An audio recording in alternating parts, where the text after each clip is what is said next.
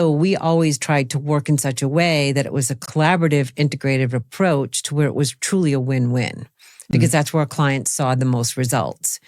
What we saw with Beacon is that we have a framework that we were using to help our clients engage in conversation.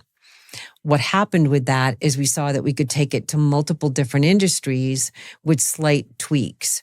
Part of that tweak really required us to become almost an expert in what you do. And when I say almost, I want to be careful, but we needed to understand what you sold, why you sold it, how you sold it, as well as you did in some ways, in order to be able to coach you in the areas where you may need support, where you might not be proficient, where in fact you might not even realize there was an issue. So in doing that, what we found is that we really were able to create a repeatable process.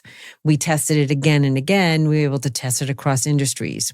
What it then allowed us to do is to take it through into iconic selling, where we're actually able to say, here, we can help you to understand what we do, why we do, and how you should be thinking about your business and how you're engaging with clients.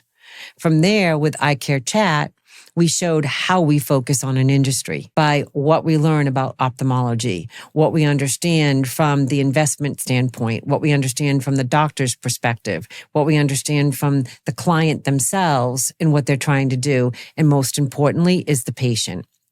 And I think the biggest thing for me when I look at this is that we were hardwired to understand. And in some cases, many of us, the coaches, came into the business understanding this, that it had to be looked at from the mind of the buyer, whether that was a client being our client's client or their patient. If we did not look at the sales cycle from that perspective, there were always going to be breaking points.